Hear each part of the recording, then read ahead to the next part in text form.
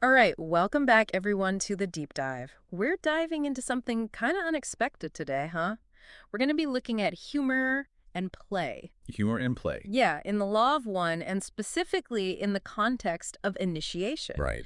When we think about spiritual growth, we often think about a serious, maybe even a solemn journey. Yeah, definitely.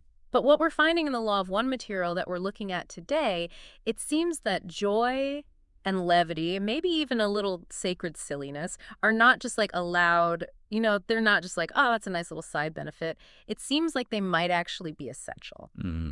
So, what we're going to try to unpack today is how embracing that lighter side can help us better understand what initiation is really all about. Yeah, that's a really good point because when you first encounter the law of one, it can feel very weighty. You have the cosmology, the intricacies, all the And it can detail, feel very dense. very dense. But as you spend more time with the material, you start to notice this, like subtle lightness woven throughout. There are these little hints that the universe maybe appreciates a good cosmic chuckle. Right. And then when you think about Carla, the instrument for the raw contact, her life was so dedicated to service. Hmm. But it was also full of these everyday joys, a really wonderful sense of humor. Yeah. And it makes you wonder, are those just kind of pleasant side effects? Or do they play a more fundamental role in our spiritual evolution? That's a really good question. And one of the first places for me where this really stood out was when Don was sharing his plans to write a book about UFOs to help disseminate the Law of One teachings. And Ra responded with, and I'm quoting here, "We hope that your Ra plans materialize. This is a cosmic joke." Mhm. It's very subtle, but it's definitely there. It's like a little wink from this, highly evolved social memory complex that is Ra. Right. What do you make of that? Well, I think it's fascinating that even in the context of conveying these profound truths, Hmm. there's this gentle reminder not to take ourselves too seriously, Right. or even our efforts to be of service. Yeah. Like it's significant, but don't lose sight of the inherent irony, the playfulness within existence itself. Yeah. It's a cosmic joke because the very notion of having rigid plans within this vast flowing tapestry of creation, it has a certain inherent, you know, flexibility to it. Mm. It encourages us to have a lightness of being in the face of these grand cosmic processes. So for you, the listener, the takeaway is that even our most well-intentioned spiritual plans are seen within this vast cosmic dance as having a certain, playful flexibility. It's a reminder to hold our efforts lightly, not get too attached to outcomes, and recognize that inherent spontaneity of creation. It really does take the pressure off, doesn't it? It does. And this really connects with another thing that comes up a lot in the Law of One, which is balance. Right. Rye often emphasized a lighter touch, especially for someone like Carla, who was so dedicated. Sometimes it seems like almost to the point of self-sacrifice. And then there's the beautiful way that Ra ends session 103. Ra says, "Go forth then, merry and glad, in his power and peace." It doesn't sound like a stern, demanding kind of spiritual edict. No, not at all. And if we connect this to the concept of polarity, which is really central in the law of one, this emphasis on being merry and glad suggests that joy isn't the opposite of spiritual seriousness. Right. It's actually a balancing force, Yeah. especially for people who might lean towards one extreme of really intense focus or self-denial. Right. Cultivating joy, it becomes an essential part of maintaining that equilibrium on the path. It's about integrating all facets of our being. Yeah, the serious and the joyful. And we see that so beautifully exemplified in Carla's own life and the way she reflected on it. She talked about, enjoying the company of women and her gal's night out, her genuine pleasure in cooking. Yeah. And then she kind of brings it all together when she says, and again, I'm quoting here, "It is a joy being a servant in the Lord's house." It's not like these are separate compartments. Yeah. It's all very much integrated. Yeah, and it raises an important question for us to think about. What is spiritual practice, really? Yeah. Carla's life shows us that it's not always about these big, dramatic gestures or intense, isolated rituals. Sometimes it's about finding the sacred in the ordinary, recognizing the divine spark in the simple pleasures of life, Yeah. Yeah. and in the act of service itself, especially when it's approached with joy and love. Mm. It's about weaving the fabric of our humanity into our spiritual journey. Yeah, beautifully said. And that leads so nicely into this idea of creative flow, almost as a form of sacred service. Mhm. Carla wrote, "Our main mission here is simply to live, to breathe the air, and to let the love within us flow. Just the simple living of an everyday life is sacramental." Wow. And I just love that sacred play as sacramental living. It really changes how we see what's important. It really does. And what's so fascinating there is the emphasis on effortless flow. It's not about striving or forcing some outcome, but about letting your gifts, your natural joy, just express themselves freely. Right. And that act of joyful creation, of just being authentically you, that becomes an offering, a way of contributing to the greater whole. Yeah, yeah. And it's a very different idea than service always having to be hard or involve some big sacrifice. Yeah, it really does. It shifts the focus. And even when we look at service to others, Rob brings in this sense of humor. Hmm. There was that time when Dawn was trying to help a fifth density Orion entity, Oh, yeah. and Rod gently says to him, and I'm quoting, "You need, in our humble opinion, to look at the humor of the situation and relinquish your desire to serve where no service is requested." Which is a very polite way of saying, maybe step back a little. Right, exactly. And it illustrates what we might call the cosmic comedy of polarities. The idea that even in our sincere efforts to help, we can sometimes misread situations or overstep boundaries. Yeah. And Ra's gentle humor there is a reminder to approach even our dedicated spiritual endeavors with a healthy sense of perspective. Not to take ourselves too absolutely. There's a dance to service, a give and take. Yeah. And a little humor can help us navigate that dance with more grace. Yeah, that's beautiful. And that idea of a cosmic comedy, it reminds me of the metaphor at the beginning of Book Eye where life is described as an illusion or game. Oh, right. And if it is a game, then doesn't that suggest there's an element of playfulness that's not only valid, but maybe even necessary? Absolutely. And if we connect that to the idea of personal evolution, Ross seems to be saying that engaging with this spiritual playground consciously, even with a sense of joyful curiosity, Mm-hmm. can actually help us grow faster. Mm. It's about learning the lessons that are built into the game, Yeah. not trying to control it or escape it. That playful engagement opens us up to new perspectives and deeper insights. Yeah, that makes sense. And going back to Carla's reflections on finding the sacred in the everyday, she wrote, "Just the simple living of an everyday life is sacramental. To me, at least, the daily things are the most holy.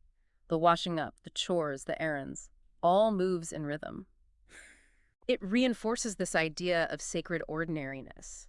It's not about always chasing some extraordinary mystical experience. It's right here. Exactly. It's recognizing the inherent holiness within the present moment. Those simple acts of daily life, when they're done with presence, with intention, and with love, Yeah. this shift in perspective can transform even the most routine tasks into opportunities for growth and deeper connection. Yeah, I can see that. And joy becomes a natural byproduct of that. When we truly see the sacred in the ordinary, there's this sense of wonder and appreciation that just arises.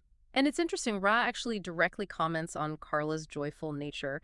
They say, and I'm quoting here, "The nature of this entity is gay and sociable, being helpful, as well as the experience of worship and the singing, especially of sacred music. It wasn't just seen as a nice personality trait, it seems like it was really an intrinsic and valuable part of her being." Yeah, like soul food. Yeah, exactly. Essential soul food. And then Carla has this really profound reflection where she talks about how hardship, and I'm quoting again, "limitation and loss have refined and hollowed me and given me that transparency of spirit that moves into simple joy." Wow. So it's like she discovered this deeper, more resilient kind of joy through going through challenges. Yeah, that's powerful. It gives us insight into the initiatory process. Yeah. Joy isn't about avoiding pain or difficulty. It's about how we choose to respond to those Yeah, experiences. right. That refinement she talks about, it implies this necessary stripping away of ego and unhealthy attachments. Mm. And then from that space, a purer form of joy can emerge. Mm-hmm. It's a joy that doesn't depend on external circumstances being perfect, but comes from an inner sense of peace and acceptance and gratitude. And this really connects with the archetype of the fool, which Ra talks about. Yes, the fool. Ra says, again quoting, "The prodigal son or the fool archetype corresponds to every entity who seems to have strayed from unity and seeks to return to the one infinite creator." So this figure, who's often associated with being lighthearted, maybe even naive, is actually very central to the whole spiritual journey. Absolutely. And Ra goes on to explain that a really important aspect of this archetype is faith. Right. The walking into space without regard for what is to come next. This is, of course, foolish, but is part of the characteristic of the spiritual neophyte. It really changes how we view that idea of being foolish. It does. It becomes a radical form of trust and openness, Yeah. a willingness to embrace the unknowns of life with a sense of wonder without needing to control everything or have absolute certainty. It's like tapping back into that childlike innocence. And Ra even clarifies, the archetypes are not the foundation for spiritual evolution, but rather are the tool for grasping in an undistorted manner the nature of this evolution. So embodying the Fool, it helps us understand our own journey without getting bogged down in dogma or intellectual concepts. Exactly. The Fool reminds us to approach the path with lightness, with curiosity, to not be afraid to take leaps of faith, and to find joy in the journey itself, even when we don't know exactly where we're headed. It's about trust and keeping an open heart and mind. And speaking of the journey, Ray talks about how emotional pain, which is such a common catalyst for growth, can lead us towards joy, they say. In these cases, then, there will be additional catalysts provided to offer the unmanifested self further opportunities for discovering the self as all-sufficient creator containing all that there is and full of joy. So even those difficult experiences, they can guide us back to this inherent joyfulness. Exactly. It depends on how we process the catalyst. If we get stuck in bitterness, resentment, or impatience, then we miss the opportunity for growth. Yeah, But if we can learn to accept and learn from challenges, they become stepping stones. right. They lead us to a deeper understanding of our own divine nature, which is, at its core, joyful. It's about changing how we view difficulties and setbacks. Yeah, absolutely. And Ra mentions that patience, tolerance, and the ability for the light touch, these are often lessons learned from emotional catalysts. That's right. And that phrase, the light touch, keeps coming up. It seems connected to embracing a sacred silliness and not taking everything so seriously. Absolutely.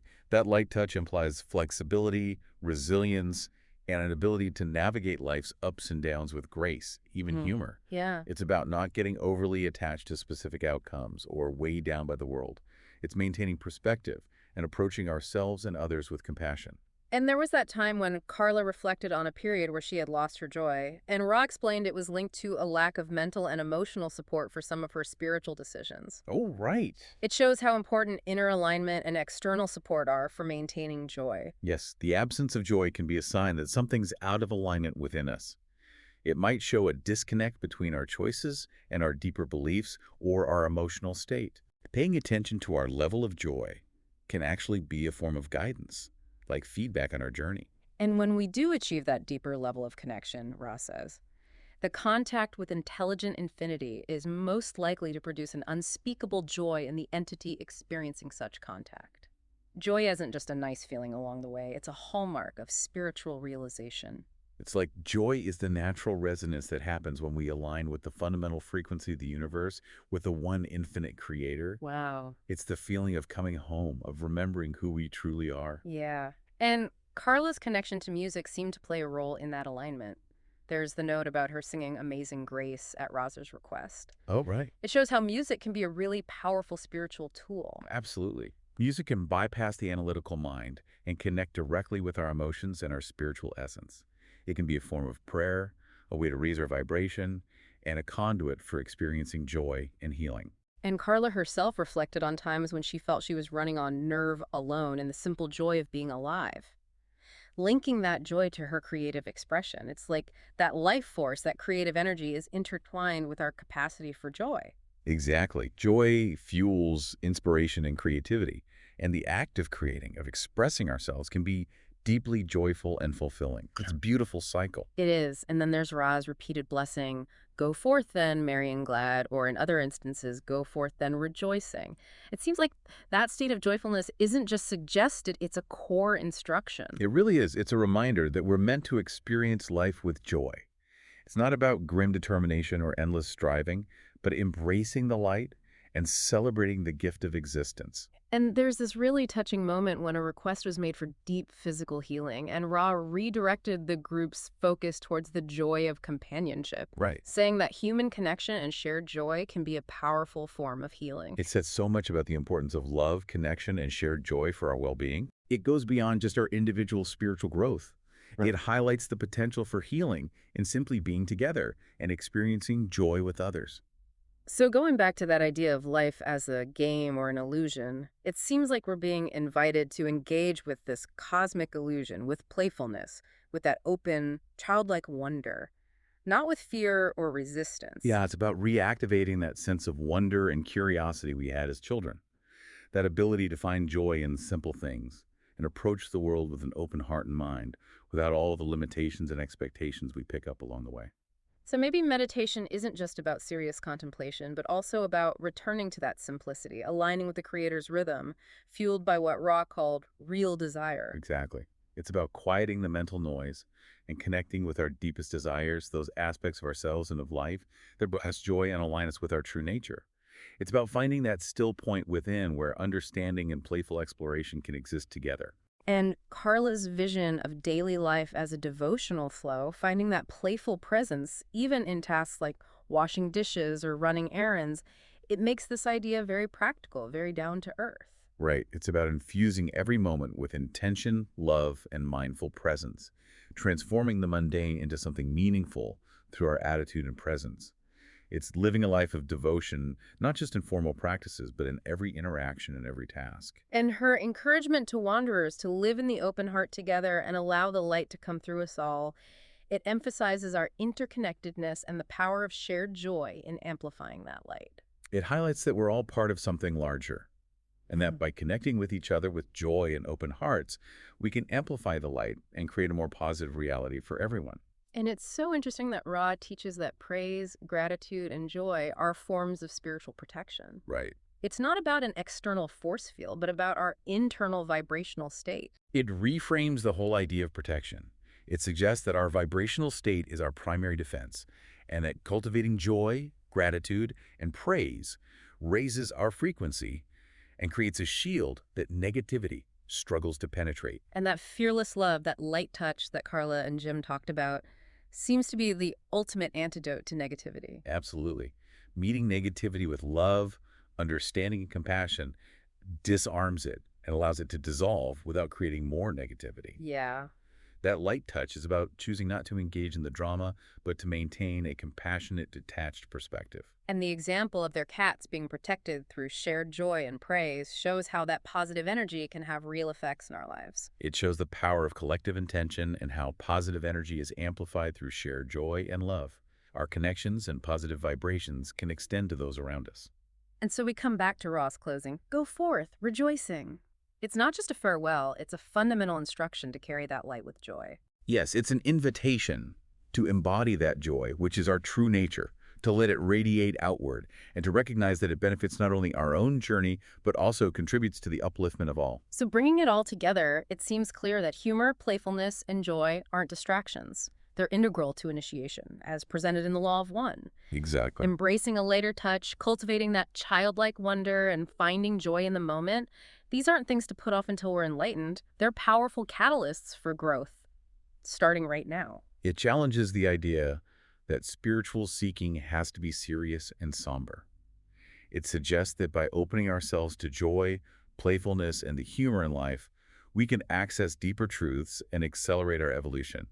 It's about embracing the full spectrum of our being, including our capacity for joy. So as you go about your day, think about how you can weave more joy and playfulness into your experience. Maybe listen to music that makes you happy, spend time with people who lift you up, or just laugh more freely at life's absurdities. Right. Maybe that intentional embrace of joy is a form of spiritual practice, a way to navigate the world, and, as Ra might say, a form of joyful resistance to the heaviness we sometimes encounter.